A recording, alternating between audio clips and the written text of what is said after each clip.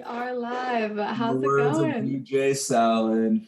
Another one. Another one. We're back again. And we're in the midst of game 2 of the World Series. Let's go, Dodgers. Pick it up. We're down. Our very own Dodgers. They're in it. We're so proud. West Coast, best coast. Let's go. So, what are your thoughts so far? What was good about the first game? What was bad about the first game for both teams? What do we see here in the second game right now? It looks like let's see, what inning is it? We've got middle of the 7th inning. We got to pick it up. Now, I'm not going to sit here and pretend I have a wealth of expertise in baseball. I would say I'm in like with baseball. I'm not in love with baseball. Football and basketball, definitely in love with those two phenomenal sports. But but I did listen to the game as I was making some dinner the other night, and basically sounded like both teams were filling each other out. It was kind of a pitcher's duel to start the game, and then we just started rallying, and I want to say it was like maybe 5th, 6th inning. Could be wrong about that, but it was basically in the middle of the game.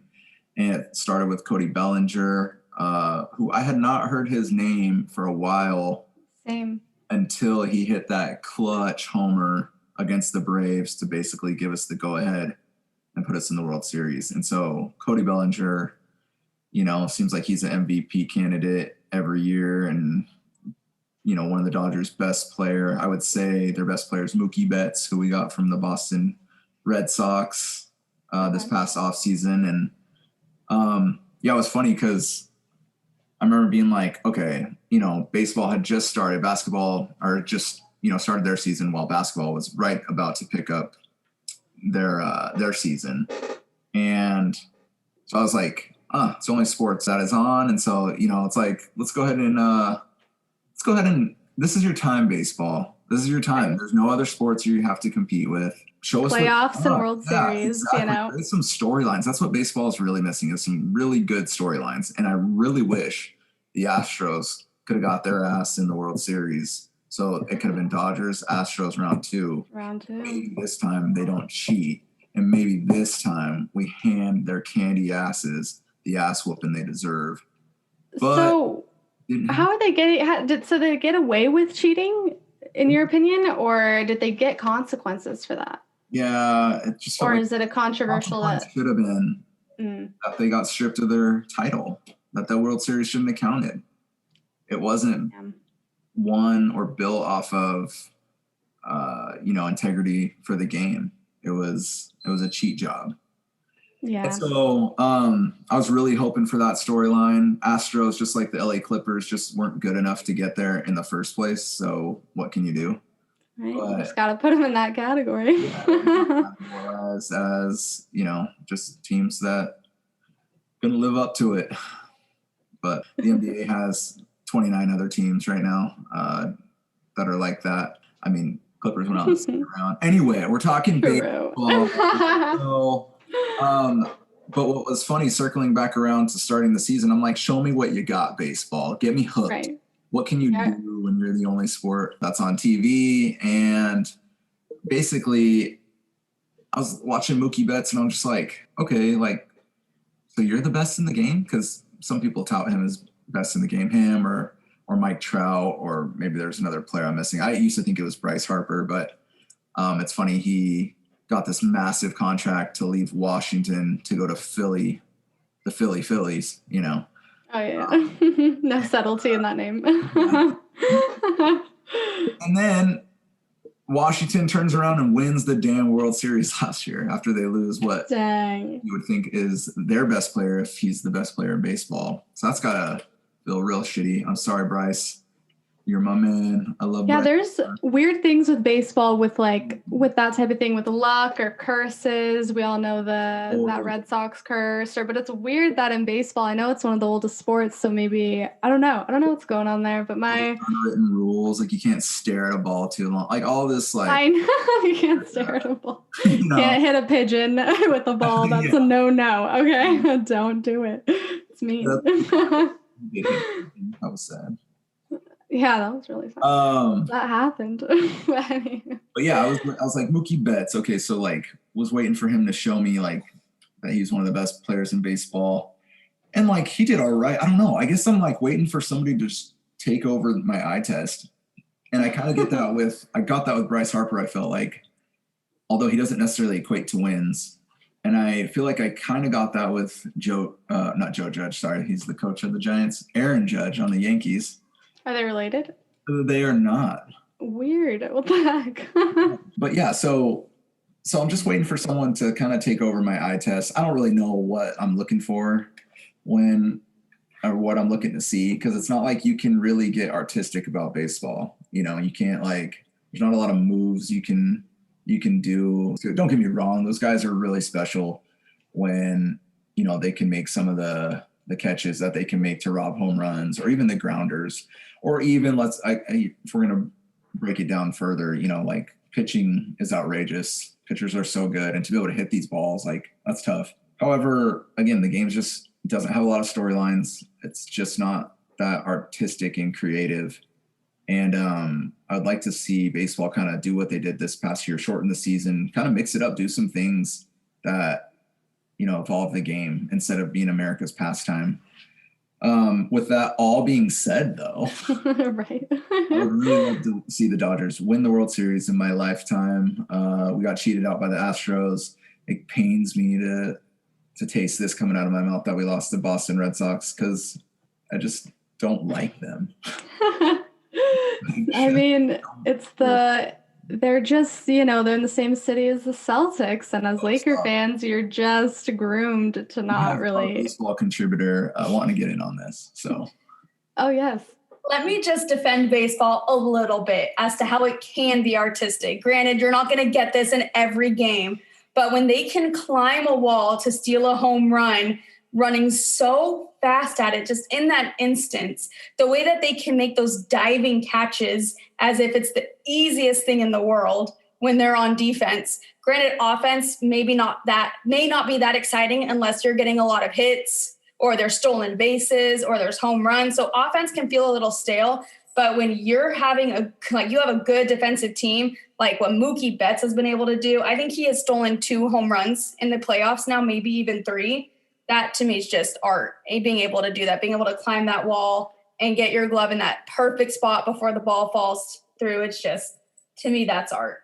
Yeah, no, I hear that. I know both you're saying, like, I think Jacob's definition of art is, you know, in terms of how we see it in basketball and football, making plays and move. But with baseball, it's so different.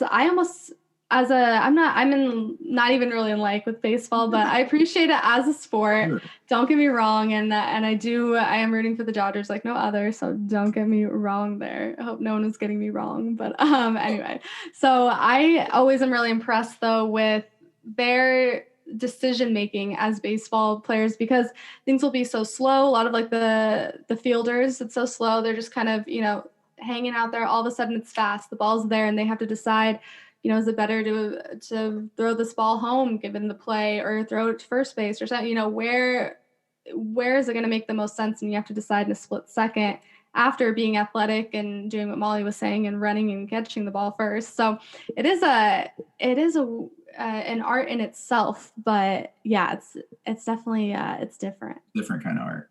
Yeah, I don't think anyone could come onto any show and say that baseball is not the slowest sport. Like, baseball is definitely the slowest sport, maybe outside of golf.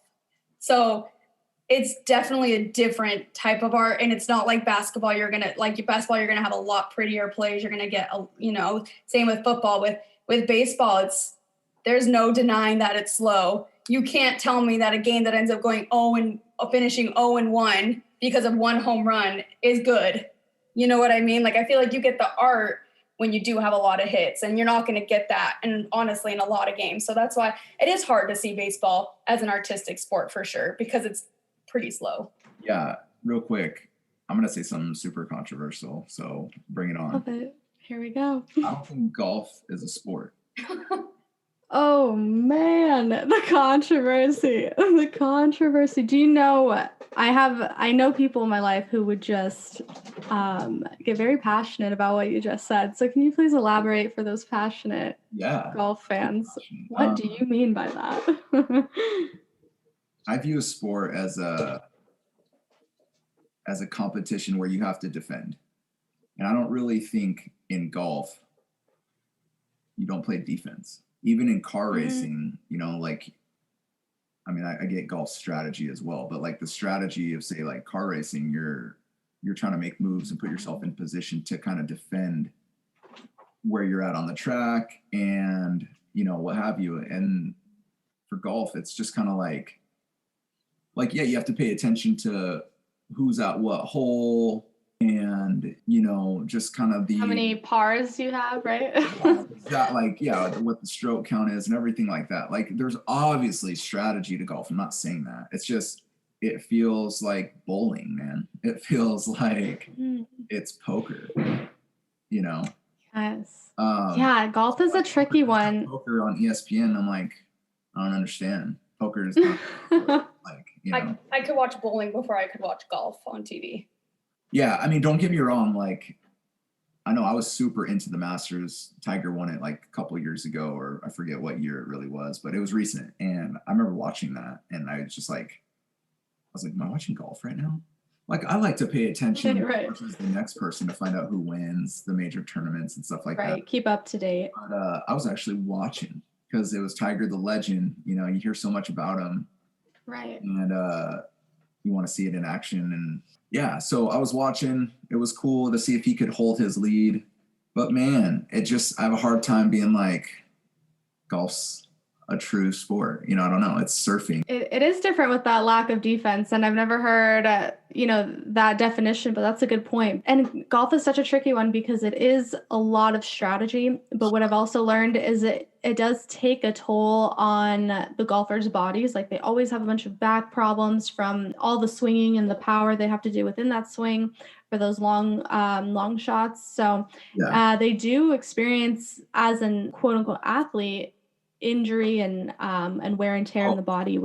Yeah, I mean, shoot, like, you know, if whatever job you do for a long period of time, like, you know, even if you were like a radio producer and you have like earphones in all the time, like, you know, that'll take a toll on your body. That's a good point. Absolutely. I mean, they're professional golfers, so like the practice it has to take and the time and reps and effort and everything like that, you know, just if you're a professional at anything, let alone a professional athlete, you do things at the highest level. And so with that, that's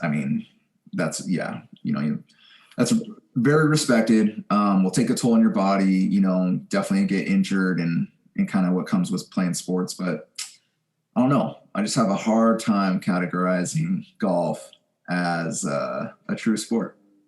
Yeah, and you always have. Now, just to play devil's advocate, if defense is really your only criteria, would you consider like checkers and chess as a sport? Would you consider bluffing in poker a form of defense? Like, how does it get? Poker again is more strategy. I get bluffing. I totally get what you're saying. I feel like checkers and chess, like, you're actually playing defense. You know, chess better than I do, but you know, so checkers, like, you're trying to defend getting your pieces taken away. Yeah, essentially, and trying to stop if you see the strategy that your opponent's going in, which if you're paying attention, sometimes, you know, you can really figure it out in both games, then you can figure out how to counter that, and that's essentially defense. Exactly. So I'm glad golf's around. I'm glad like there's a market for it and everything like that. That's just another sport lacking storyline. So that's why the Tiger Woods era is what just essentially made golf, in my opinion. I mean, again, I don't know it too well, but I don't think we would know it really anywhere close to how we kind of know it now if it wasn't for Tiger Woods. The diehards would, obviously, but like in any sport, your diehards aren't going anywhere. You want to try to get the demographic that pulls you in, like, you know, the casual fan. You want to obtain them because that's what really elevates your ratings and your popularity as a sport. The diehards, like, you know, NBA won't ever lose me. Right. So, No matter what happens. I mean, when they protest the game and all that stuff, and I wish, I mean, I understand it, especially in retrospect now, knowing, I just thought they were probably going to be done for the season based off that, and I was disappointed. Freaked you out, yeah. But your diehards aren't going anywhere, and you're trying to obtain the casual fan or the fan that watches from peripheral. So absolutely, yeah. The undecided, as they say. a lot of those peripheral fans, if it wasn't for Tiger Woods. Okay, well, for those listening, I'm sure there's a lot of you that do believe golf is a sport. As Jacob said, based off of what he knows, he's not an expert in golf, but based off what he knows, he doesn't think it's a sport. So, yeah, comment and let us know why he's wrong, if he's wrong, why he's right, if he's right. We definitely want to hear it because I hear a lot on the contrary about that, but let's go into detail and let's figure this out. So is golf a sport? I don't know, it's nice to be right, but I don't have to be right. I just like to get it right. A lot of people out there that, want to stomp their foot and be right. I'm right. And I'll prove it to you. Right. And you're making some solid points as to why it's a sport. So based off the definition or criteria that a sport requires defense, and is that the right criteria? Let's find out. I want to know what you guys think about golf, because that one always trips me up. I feel like I'll hear someone who thinks it is a sport and they describe it and I'm like, okay, it kind of sounds that way. Of course, I'm forgetting those arguments now. And then I hear like someone like Jacob who's like, no, I don't think it is because this is. And I'm like, okay, well, that makes sense too. So what's going on there, people? Buddy, and he was big into golfing and we get into it. He actually told me one time, like, Tiger Woods could play linebacker in the NFL. And I was like, what? No, we couldn't. Is that real? Okay. No, we couldn't. And he was maybe a little too ambitious. I think I was a little wrong too, because I didn't realize Tiger Woods is the size that he is. He's a pretty big guy. Really? Pretty built. Yeah, you can't, it's hard to tell on TV, Yeah, exactly. So. Like, or at least he was pretty chiseled for a while. And I was like, dang, maybe he could. Like, I'm not saying he could play in the NFL. He definitely resembled an athlete of like, of football or whatever the case, more than I thought. Yeah. But I remember this particular buddy, would argue. I wish I remember what his arguments were. I know, right? It's like I can't remember either. But since I don't, it must not have been a good argument. I know, I'm like trying to remember myself. Remind us. Yeah. And let me know that I'm wrong. Yeah. Let them know, guys. No, Jake, I like your hat right now. It's a clean hat, but it's a Vikings hat. And I think we do have to get into football. And before we get into all the great games from all the teams, let's talk about our Vikings. What the hell happened? Is it what you anticipated when we talked about this last time that I remember you saying we didn't really know what team we were going to get with these Falcons because they're going through a lot of changes and there's possibility that they could be really hungry, fighting for their position, not knowing what's going on. Is that what happened, you think? Or yes. And as the Vikings, you have to fucking know that. Yes. You have to know that. But here's the thing.Maybe they did know and they just didn't care. That's the thing, man. You have to care about. Like, obviously, you can talk, until you're blue in the face. Like, if you don't care, then you're not going to. Yeah, what are we discussing? The results that you're talking out of your face about. So the Vikings may have known they were going to get this. They knew it was coming. Zimmer's been around a long time. My opinion, they didn't want to be there. They did not want to play on Sunday. They didn't want to be there. Why? Because they were looking ahead to their bye. And they were looking like bye weeks next week, get some time off. I'm thinking it's an early bye week. It's like, this is going to be week 7, right? Yeah. Week 7 already. We're almost halfway through the NFL season. Right. And so they're looking ahead to their bye week. They wanted time off. And they're going to get a lot of time off because when you don't make the playoffs, and you turn yourself into a trash-ass team, you're going to have a lot of time off. And you may not even have a team. I don't know. I don't know that I don't know if we should blow it up. We're 1-5. I mean, It's bad. it's really bad. Like, you know, and I the hate Bears that. keep winning, so our division keeps winning. Yeah, that's what sucks too. You're losing to a team that's in disarray. You know, they just fired coach and GM, and then they come to your house. You let them come to your turf and knock your block off. So, I mean, there's just no excuses, man. I know it's like, and then it also shows like, dude, does Dalvin Cook have to do everything? Part of the knock is that he gets hurt too often. He gets hurt too often because we can't do shit unless he's in the game. We can't pass because the defense, if Dalvin Cook's not back there, no offense to Alexander Madison, they're just not respecting him like a Dalvin Cook. Right. So if like Dalvin Cook's not in there, the threat of him getting the ball isn't there. Exactly. So the threat of him being there, and then just what he does when he does have the ball. I mean, my God, the whole offense, like, I hope his shoulders can maintain because he has to carry our football team. Seriously. And this is not new. This is what I had been saying like all of last season that I was so pissed about. This is why I personally am I think a lot of fans are really ready for a new quarterback. Not that I like hate Cousins at all, but he's a backup at this point in his career. But yeah, last episode, it's tough because I thought he was really going to take that next step, and maybe it's just wishful thinking because it's my team. But I thought Cousins was going to launch off of that overtime playoff victory against New Orleans. I thought he was going to launch. For real. No, it's just the same thing as last season. I always said that it's really annoying that all we have is a run game with Dalvin Cook. And again, he's always done everything. We have no passing game. We haven't in a while because of our quarterback or our offensive line or a combination usually. And I'm just so over it. And so, yeah, all we have is a run game. And just from one dude, evidently, because if he gets hurt, we're just lost like a baby deer in the woods. I don't know what we're doing. Headlights coming out. Yeah, like shining on us the whole time. Do I just lay down? Now, what do you take on the car head on? What do I do?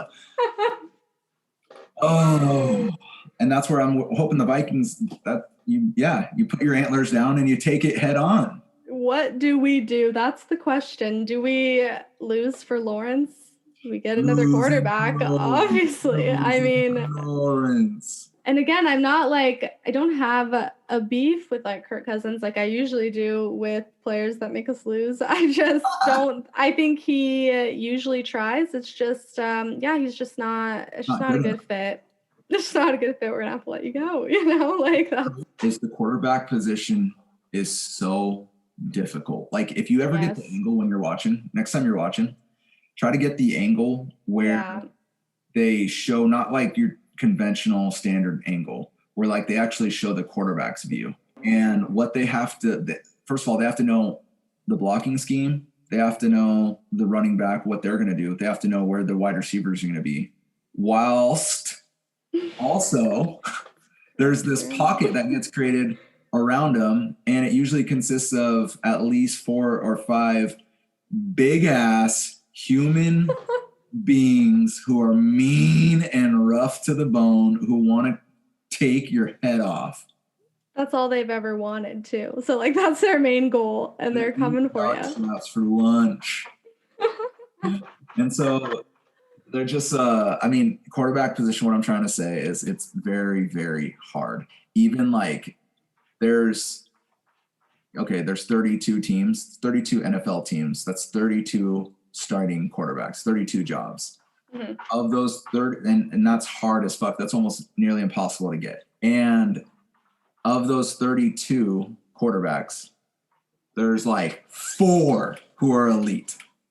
Jeez. The rest of them, they're JAGs, man. And you know what a JAG is? What? No, I don't. Just another guy. Oh, shit. Oh, dude. Did you make that up? Yes.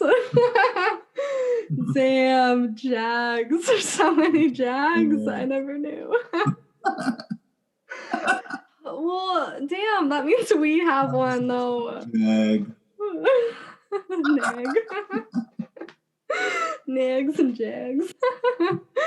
But dang, that's so true. 4 guys who are elite at quarterback. I mean, it is so damn hard to play quarterback. And that's true. Money for it, and that's great. They also get the criticism for it. Yeah. And yeah, Cousins is a great human being. He really is. But yeah, that's probably why I have no like real beef with him. Dislike him. Yeah, it's just like you're just not winning games, and I'd like to win games, you know. Yeah. But we won games last year, but we can't put together like back-to-back like perennial seasons where we're decent. Yeah. It's like we're good one year, we're not the next. And because like we weren't good the previous year and we enter the year with a weaker schedule, we don't have to play some of the harder teams because we weren't very good that previous year. So I feel like we just beat up on the weak teams, and then when we play the contenders, we lose to them. So anyway, so every other season, it's like we're good one year, miss the playoffs the next. Good one year, you know. Yeah. Playoff contention, but missed it. It's just, you know, you look at teams like the Steelers, or I get it, the Patriots, obviously, Green Bay. Yeah, all the teams we don't. They're in it every year, you know. But yeah. Even the Steelers losing Ben Roethlisberger, their Hall of Fame quarterback last year to injury, like, man, that team still fought. And who did they play on Sunday? Steelers they wasted the Browns. Yeah. I don't really believe in the Browns. I really can't stand Baker Mayfield, not even a little bit. He's still on that team? He's still there. Hopefully he's getting some humble pie.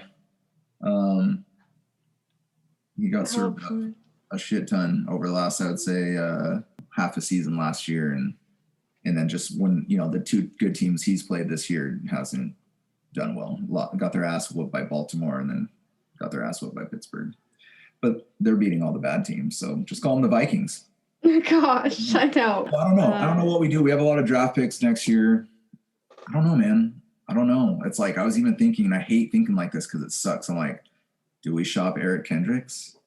I know. Kendricks has been with us. Like, what do we do with Harrison Smith? Anthony Barr's hurt this year. Like, then there's, you know, if we switch the offense, it's like, okay, what do we do at quarterback? Like, I don't know, man. It's just defensively to let Atlanta come in when they're disarray. It's not because Atlanta's not capable of putting up 40 points. It's just, you know, and don't forget, Atlanta's so injured. Yeah. And so to let them come into your house, like push you around, you know, and let them put up 40 fucking points, man. Like Zimmer's a defensive guru. Like you let 40 points to the Atlanta Falcons franchise in disarray, man. It's just I don't know what you do. I think Zimmer deserves, like Zimmer's not going to get fired during the season. He deserves the whole rest of the season. And maybe this is what it is. Like this team has peaked. And I mean, when I say team, I think maybe Zimmer as a coach has, you know, a voice can only go on for so long. Not everybody's Bill Belichick, you know, and right. So the voice sometimes gets stale, and sometimes you have to shake things up. As much as I love the consistency and continuity of my team, but like you said, I want to win games. Yeah. Now, for some reason, I'm like fine with like letting Cousins go, but for whatever reason, but for some reason, I have a really strong attachment to Zimmer. I mean, we've had him for a long time, you know, like, so I have an attachment. It's hard to like, when you say that, that makes me so sad, but I really like Zimmer. I'm just like, damn. Yeah, no, I feel you though.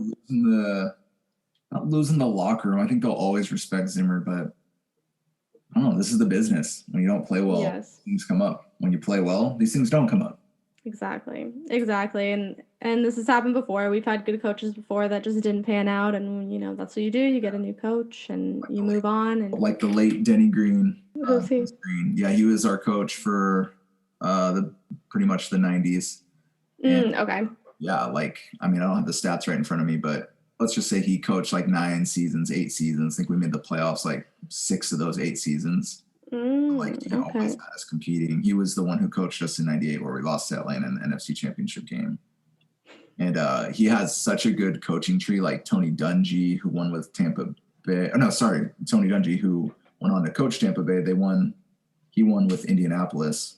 He's from Danny Green's coaching tree. Mike Tomlin, the coach of the Steelers, who I just mentioned, they're always. Oh yeah. It's like Mike Tomlin.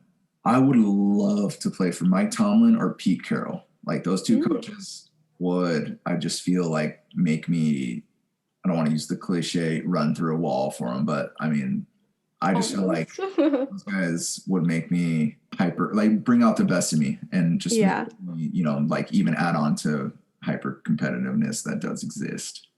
Yeah, no, totally. But yeah, you want to play for a good coach, and when you have a good coach, you want to do them proud and play the best of your ability. Like it doesn't make a difference. So you have that push when you have a good coach, because I think you and I in our sports experience we've had, I think both good coaches. We've deemed good coaches and bad coaches, and it makes a huge difference.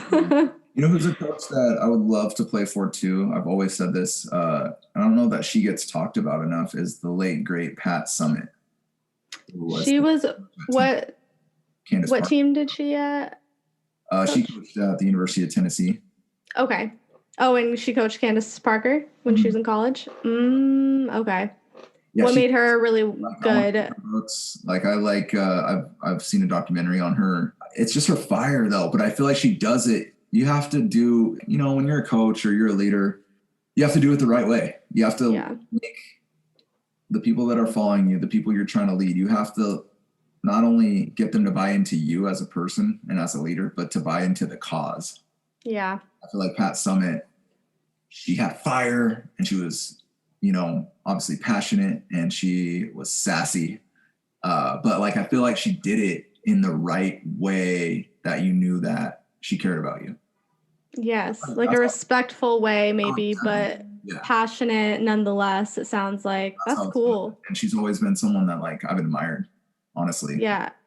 That leadership is huge, like you were saying, and a lot of people just have that, or a lot of coaches too, they have it just naturally. That leadership goes so far in a locker room. You want to, as players, you got to rely on that leader to get your head out of like moments so you could see the big picture of what's going on, keep you motivated. You see the big picture at times and the little picture at times. They have to play this balance. It's a tough job, but like those that have the ability and almost the natural ability, like, you could tell.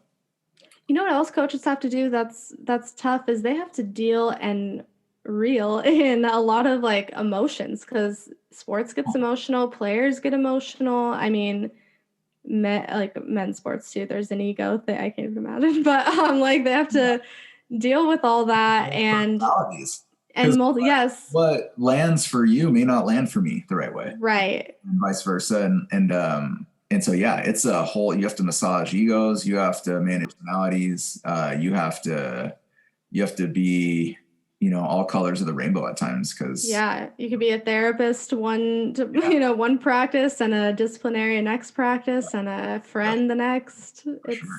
It's wild. Okay, so as far as last Sunday football, were there any? So I love upsets. I think most people tend to love upsets. Were there any sort of upsets worth noting last weekend, first off, or last week? Last week, it was Molly's Broncos going into New England after New England had a bye. Well, Denver did too, because the reason they had an early bye, it was kind of an impromptu bye because Cam Newton had gotten COVID and the Patriots have got, so they tested positive. So they were scheduled to play and then had to take bye the week before last.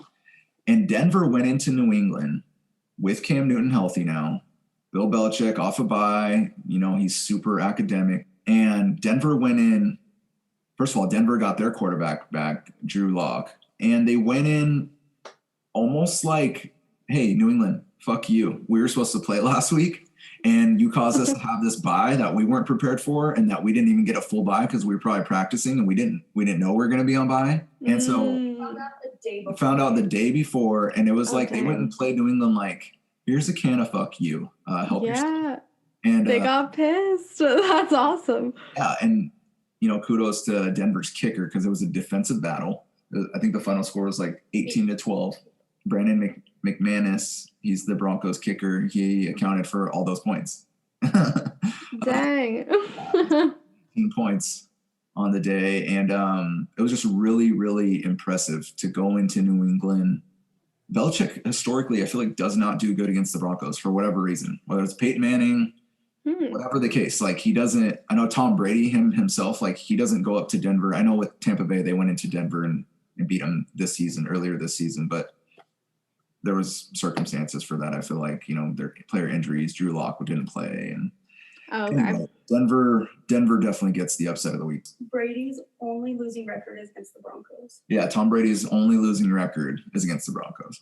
Oh my gosh, that's a great bragging point for you, Molly, as a Broncos fan. Like, I'd use that a lot if I were you. You're his kryptonite. Okay, now going into prediction time. Who do you think? Do you predict any upsets for this upcoming Sunday or Monday night even? I am going to predict. Fuck Dodgers! God damn it! They lost or they're losing? Top of the ninth at 6-4. I have one. Who's yours? I think the Cardinals beat Seattle, even though they're 4-2. Molly thinks Cardinals beat Seattle. I could see that. It's in Arizona. Seattle's coming off a bye. Even though the Cardinals just had a very dominating win, I think the Cardinals deserve some respect behind their name. It's divisional. I think that Kyler Murray will hold his own against Russell Wilson and Pete Carroll. So Molly thinks Kyler Murray and the Cardinals will hold their own against Pete Carroll and the Seahawks. And I think my upset is going to be the Cincinnati Bengals in the Battle of Ohio in a rematch, by the way. Cincinnati Bengals will beat Baker Mayfield and the Browns. It's a rematch from earlier this season, or? Yeah, Browns embarrassed them. It was the Bengals, it was week 2. So that means it was the first overall pick who was picked in last year's draft, Joe Burrow. He's the new rookie quarterback for the Cincinnati Bengals. It was his second game. Okay. And now that he has a little bit more experience under his belt, I think they're going to pay the Browns back. And so this is a good, he's a rookie starting quarterback. He sounds very promising. Is that someone that we need to keep an eye on just as, I think he should. As football fans? I don't know that he'll ever be a superstar, but I think he's going to be a B+ quarterback. Okay. Joe Burrow. My Viking eyes were already about to lock on this guy, but then you said what you said. So that I don't want a B+ quarterback. Wait, what grade do you give Cousins? C. He's average. Molly says C. He's a little bit below average. He needs everything. He's below average. He needs everything. C-? Huh? C-, or are we talking D or F? Based off what I've seen this season, D+. Yeah. All right. To me, he's a backup. That's failing. He's a really good backup quarterback. He's a really bad starter. Got it. Okay. That's fair to say, I think. And he's lost his confidence. And he loses his confidence mainly too when Dalvin Cook goes out. Yeah. And that's understandable because it's back to Dalvin Cook really does it all, for the Vikings. He keeps us afloat, if not wins the game. It's him. So, all right. So you got your upsets. We will revisit this next episode to see if your predictions have come true. I'm very excited. Yeah. And also I'm playing Molly in fantasy football. Oh, he's playing and losing to me this week. And so it'll just be another notch on the old belt in our football history. That we don't need to talk about here. Because you have a losing record. I got his stat. I was going to say, give the listeners, if you don't mind, your guys' fantasy football quarterbacks, maybe a wide receiver in your defense, and they can maybe see which team based off of that they think. Let us know if you're going for Team Molly or Team Jacob. And Team Jacob, there are shirts out there. Just ignore the werewolf, he says. You can have the werewolf on there. Or Jake was a teen wolf. Yeah. So he played basketball, right? Teen Wolf in the 80s. There you go. All right. these are the matchups. Let us know what your favorite matchups are, and let us know what team you like better. And don't be shy about boasting for yours truly. Okay, so we have Patrick Mahomes versus Carson Wentz. I know what you're all saying. You're not going to go with Wentz on that one. And I would probably mostly agree with you. Are you going to tell them whose quarterback is whose? Yes, sorry. Mahomes, Patrick Mahomes has... Molly has Patrick Mahomes. Jacob has Carson Wentz. I'm at a slight disadvantage on that one. At least you admit it. Protect the matchup. Yes. And it's only slight. But then Mahomes we have on our second quarterback matchup, Derek Carr versus Justin Herbert. Who's who? So Molly has Justin Herbert, and I have Derek Carr. And what teams are those guys on? Derek Carr is on Raiders. Herbert is on the Chargers. Okay. Yeah, the Raiders, I know, are doing very well. They're undefeated still? Oh, no, they're not, huh? Didn't they just lose? Yeah, Raiders, I think, are 4-2 or something like that. Oh, okay. I don't know why I thought they're 5. Right, cool. I think they're 3-2. Wide receiver matchups. I have DeAndre Hopkins for my wide receiver. Molly has Chris Godwin. Okay. So that should be a good matchup. Then wide receiver 2 matchup is Tyler Lockett versus Michael Thomas if he plays. And I think he'll play. And which one do you have? I have Tyler Lockett. Okay. Then Ezekiel Elliott I have versus Todd Gurley, who Molly has. Then we have our second running back matchup. I have Josh Jacobs versus Molly's David Johnson. 2 Raiders. Yeah. Now, our tight end matchup, both my tight ends are questionable, so we'll see. It's either going to be Jonnu Smith of the Titans. I have him. And I have Noah Fant of the Broncos. So he'll be playing Molly's Darren Waller, who's on the Raiders. A lot of Raiders in. Yeah, I was going to say a lot of Raiders players in this game. In our flexible flexi matchup, I have Melvin Gordon on the Broncos. Great name. Versus, I know this guy, Stephon Diggs. Molly has Stephon Diggs of the Bills in her flexi flex. Oh. Our kickers. I have Brandon McManus, and I just spoke about him scoring 18 points for the Broncos last week. All right, so we know he can put up some points. Pretty jealous. Promising. Good kicker. He's probably the most reliable. He's probably the most reliable kicker in the league. And then Molly has Will Lutz, and it's hard for me to say his name correctly because we affectionately know him as Will Sluts. Oh, affectionately, of course. I gotta use that. I have the Tampa Bay Bucks going against the Raiders in that game. And then Molly, who would do? Molly goes out and picks the Kansas City Chiefs, who are playing, her Broncos. That's a conflict of interest. I hate those. All's fair in love and fantasy football. My love for the Broncos and fantasy football. I have to draw the line.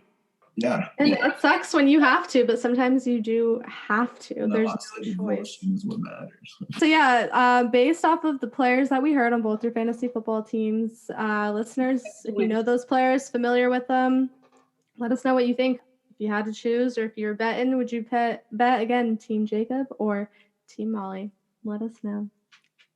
Sounds like good matchups, though. Molly's very lucky that Dak Prescott got hurt. And also, she's very lucky she's going against Nick Chubb, who is on my IR. Chill. This is called smack talking. Shit talking. What's another synonym for this? Junk. So I came up with this game. It's called Who Would You Rather Sports Edition. I'm basically just going to ask Jacob and Molly who they would rather have on their team in these respective sports. So here we go. Let's start with NBA, shall we? So I just picked random players. So they may not make sense. They may not be the best matchup, but they're going to be fun. You just got to pick. When people say you'll say something, they're like, oh, that was random. Yes. I'm not too fond of that statement. What I am fond of is whatever led to that statement. I love Mom, let me know if this is a word. Randomity. Our mom is queen of words. She's deemed herself Wheel of Fortune expert. I will give her those props. She knows her words, so let us know, Ma. Comment. I'll teach you how later. Okay. But who would you rather, sports edition? So NBA, you got an NBA team. Who would you rather have on that team between these two guys? Allen Iverson or Vince Carter? Molly says Allen Iverson. Why? Because he's better. No, because I mean, if that's not reason enough, I don't know what is. Don't get me wrong. I love Vince Carter. Jacob has made me into such a fan of Vince Carter. From what I have seen of Allen Iverson, granted, I did not get to watch. I was not a fan when he was around, but the E60s I've seen, the documentaries, Allen Iverson was a gamer. He was a winner. And when it mattered most, that's when he was his best. And that's not to take away from Vince Carter. I just appreciate that in Allen Iverson. Here's what I'll respectfully disagree on, is that Allen Iverson put up the numbers to win. It didn't always translate to wins. I would take Vince Carter, and that's really hard. That's really hard. That's a really good one. I would take Vince Carter because if I'm looking at the overall body of their career, yeah, Vince Carter got hurt a little bit more early in his career, but I think overall he was a better teammate, probably an easier player to coach, and he was just a bigger, stronger player. And so I know he wasn't as persistent as Allen Iverson, but if I was starting a franchise, they'll both sell tickets, but Vince Carter, in my view, is a little more focused, a little more detailed, and a little more accountable. Love it. Love that you guys have different takes on it. And yeah, I literally asked that because I don't know. I wouldn't know what to pick. So I thought that'd be good. He was a gamer, though. I mean, he's definitely a top 50 player in the league of all time. Cultural icon. Yes. Guy's 5'10" for Pete's sake, man. And he's just 5'10". I don't think I knew that. Yeah, they say he's 6'1" or something like that. I mean, he's 5'10", 5'11". Like, he's a little guy. And that's awesome. Probably could have played college football too. He's a really good football player. Okay, these are two completely different players. This I know, but I've matched them up. Now, who would you rather on your team, Kyrie Irving or Steph Curry? Steph Curry. Why is that? Steph Curry, because I think, this might be mean to Kyrie Irving fans, I think Kyrie Irving's a basket case, and I think that translates into his team chemistry and the way he played. Don't get me wrong, Kyrie Irving is one of the best point guards I've gotten to watch, but I think Steph Curry is an overall better shooter. Maybe not defensively, but I think he still plays good defense. And he's an incredible leader, and he brings so much chemistry onto the court. He has so much respect across the league, where I think that's where Kyrie Irving lacks. And I think that helps to make him a better player. Steph Curry, and it's not even close. Kyrie Irving is, in my opinion, not really even a point guard. He's kind of like a scoring guard. And there's nothing Kyrie Irving does that Steph Curry can't do. Steph Curry is a way better shooter. Steph Curry is a way better passer. Steph Curry is better defensively. Steph Curry is better at uniting a team, a collection of individuals, and bringing them together. Kyrie Irving divides a locker room. Kyrie Irving can't play with stars. Steph Curry brought on Kevin Durant, the star among stars, to play with and win a championship. Steph Curry is humble. Steph Curry is coachable. And Steph Curry is, this doesn't have maybe much to do it in terms of comparing him to Kyrie Irving, but he's a family man. And Kyrie may be too or whatever, but Kyrie is not even close and shouldn't even be in the same category as Steph Curry. Well, goes to show what I know about Kyrie Irving, but learned a lot. Yeah, so good job, Steph Curry. Yeah, props too. All right, we got another one. James Harden or Chris Paul? Do you want me to go first? Yeah, go first on this one. Okay, that's a really good one. Chris Paul, even though he comes off as condescending to teammates at times, you can't argue his talent. He is somewhat of a dirty player. That is fact. But you can't argue his talent. And he's someone, I know I've been saying like this person or that person doesn't translate to wins. Chris Paul does translate to wins. He may not get it done in the playoffs, as we've seen, but he keeps you in the mix. He's kind of a bulldog. He's got a bulldog heart. He'll keep you in it. He's super smart player. He's a really talented passer. He's a good floor general. And unlike James Harden, I don't think he gives up. If the going gets tough, he doesn't just fold and cave like James Harden. That goes a long way. James Harden's a talented scorer. He's a really good shooter. The scoring aspect comes from the free throw line, where he manipulates foul calls, manipulates referees, and goes to the free throw line. So he'll have 38, but he'll also have 20 points from the free throw line. And so it just gets that's an interesting point. He's not fun to watch. He can shoot it, and when he's hot, usually against weaker opponents. James Harden is so overrated and needs to be checked, man. Something like this needed to be said about James Harden. I'm glad I had the opportunity to do it. I could not agree anymore. Chris Paul, by far, yes, he's a dirty player. You know what I will say about him being a dirty player, though? At least, especially for his size, he does not back down. There are some players out there that want to pretend like they're a dirty player. They want to pretend like they're a tough guy. And as soon as they're met by another tough guy, they don't want any business with it. At least Chris Paul will kind of try to hold his own, even though I will always love Rajon Rondo. Except for Rondo. I will always love Rajon Rondo. Thank you. Rajon Rondo, you go down as one of my favorite players just for that. But what I like about Chris Paul is he plays both sides of the ball.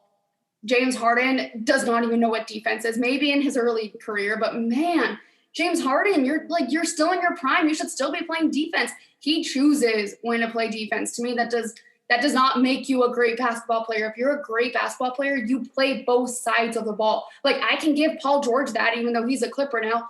Paul George plays both sides of the ball. He's not really the best shooter, maybe like he was with the Pacers, but at least he plays both sides of the ball. James Harden gets all his points from the free throw line. Yes, he can hit a three. When he is taking 30 threes in one game, of course he'll hit about 13 of those. Well, James Harden played better defense this past season than he has that I've ever seen him play. So in the playoffs, he did play a little bit of more defense than I thought. I'm a hater. And I don't remember Paul George playing offense in the playoffs because he was laying bricks and hitting backboards. So I don't know.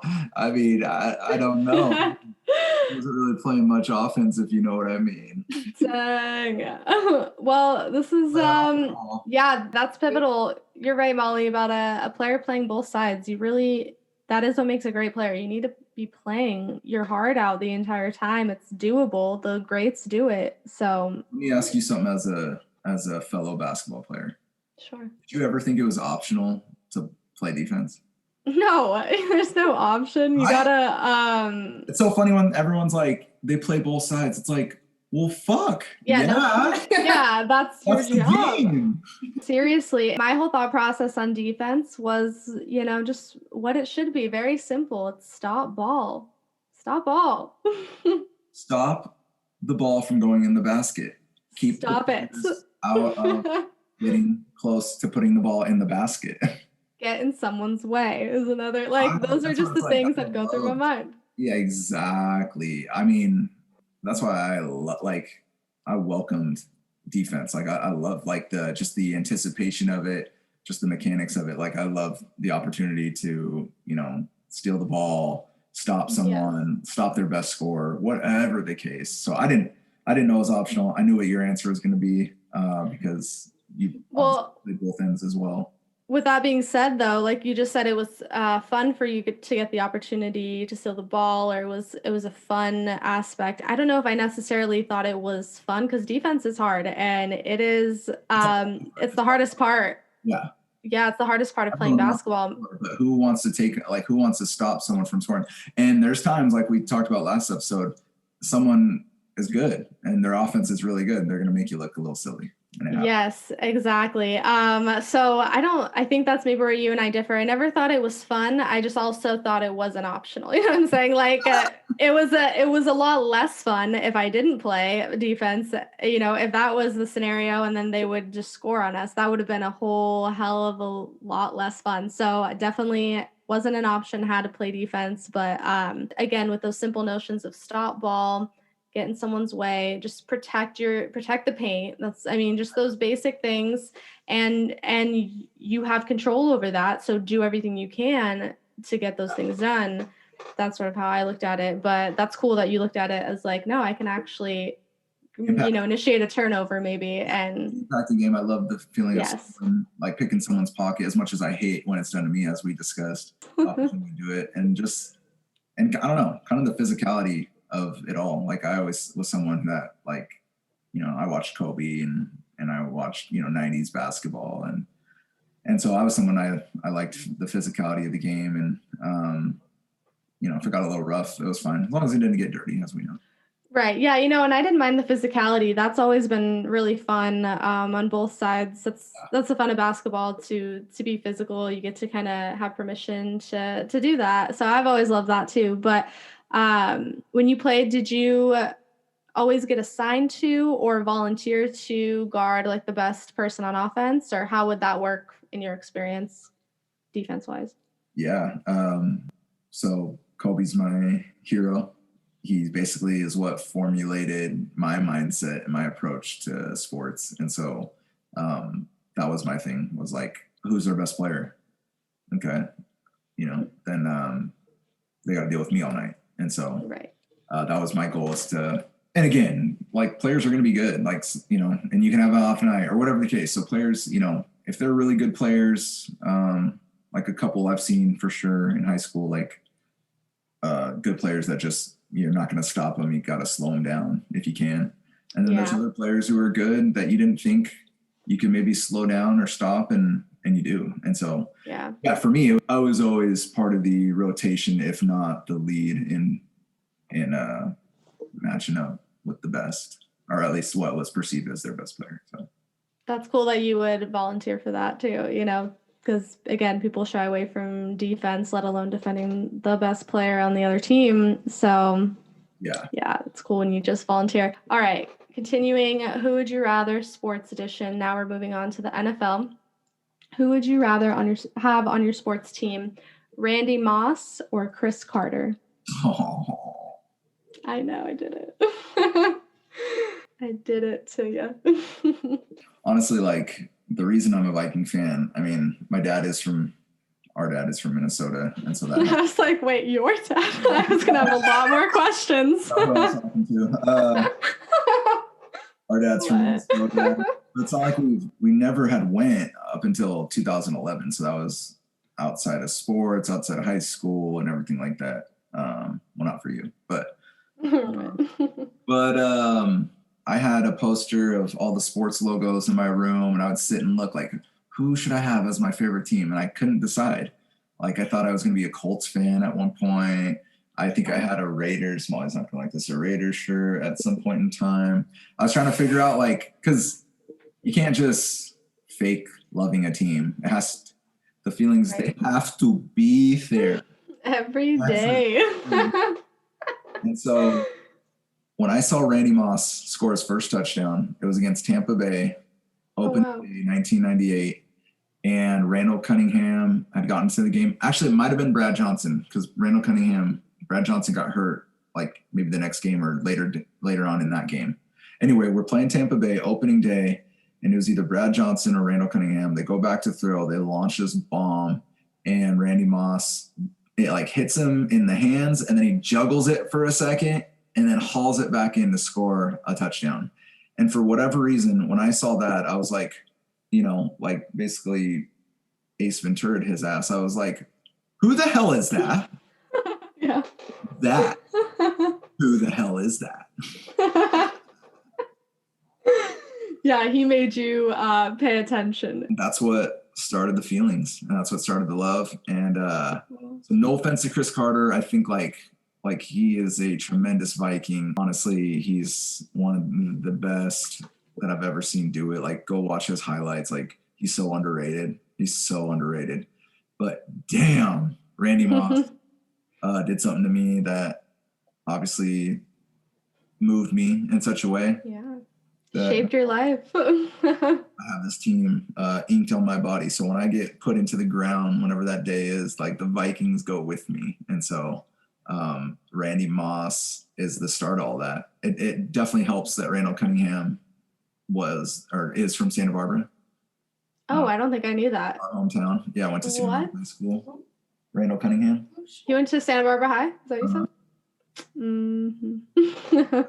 Yeah, and that's who quarterbacked us during that season because Brad Johnson got hurt. So anyway, those factors in Totally how I am the Viking fan today, but obviously I still vividly and vivaciously remember Moss's first touchdown and that first time I ever saw him. When you say first touchdown, do you mean like first touchdown you ever saw him do, or first touchdown of his NFL career? Of his NFL career, first touchdown of that season, and then obviously the first touchdown I ever saw. Wow, that's crazy. Yeah. Speaking of, that's funny. You were toying with like maybe being a Colts fan or maybe being a Raiders fan or something. The only identity crisis I had was for a second when I was really young. I liked the Buccaneers for whatever reason. I remember that like vaguely. Do you remember why? Did I ever say why? Any chance? I don't know. I think I thought Warren Sapp was funny too. Oh man, I fucking hate him, but yeah. I think I liked him. I thought he was funny. Yeah, I did like Pirates and the logo was probably like just surface things like that. At the time, so I think as kids we used to make fun of him, call him the Buccaneers. The Buccaneers, yeah, of course. Glad you made the switch. I did wholeheartedly. Yeah, that was just a momentary lapse of judgment, and then I shaped up. But anyway, let us know what you think. This was really good topics by you. Really good questions, and man, you made my good answers. And I think we're gonna have a lot of feedback on all you golfers out there. Yes, we want to hear feedback. We want to get interactive with you guys. Tell us about golf. Tell us about the fantasy football matchup between Jacob and Molly. Who's taking it? Who you got? And is golf a sport, honestly? And that's like a legit question for me. Is it a sport or not? Okay, I need to know. I don't know who to believe. But all right. And okay, real quick, did you want to do your underrated player and your fantasy football pick? Fantasy sleeper of the week is a guy by the name of Travis Fulgham.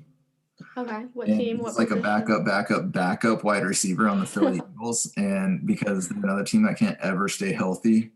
The Eagles can't stay healthy? Eagles cannot stay healthy, particularly their wide receivers, which is why Travis Fulgham is a backup wide receiver. But man, he's putting together some numbers. And if you don't have him on your team, you definitely have to give him a look because you'll be surprised at the eye-popping numbers that he's been producing. He has a tasty matchup against the Giants tomorrow for Thursday Night Football. Giants can't really stop a nosebleed. And so, Eagles obviously have a really good quarterback in Carson Wentz. That'll be a topic to debate because I know we've talked about Carson Wentz. People are highly critical of him. And anyway, he doesn't have much to throw to, but he's made Fulgham a star. Fulgham has a part in that as well because you obviously have to catch the ball and make plays. But I think he has a tasty matchup in a divisional game against the Giants tomorrow, Thursday Night Football. You're going to want to give him a look. I have him in my lineup for one of my leagues, which is also Kayla's work league. Yeah, how you doing in that league these days? Dude, I got blown out by, what's his name? Mike. Oh, okay. That must be one of their guys' friends or something. Oh, okay. That's so funny because it reminds me of Money Talks when he calls the club and he's like, yeah, it's Mike from Michigan. He done fuck with me for the last time. Bomb in the building. There's a damn bomb in the building. All right, cool. Well, good shit. Thanks, everyone. Thank you.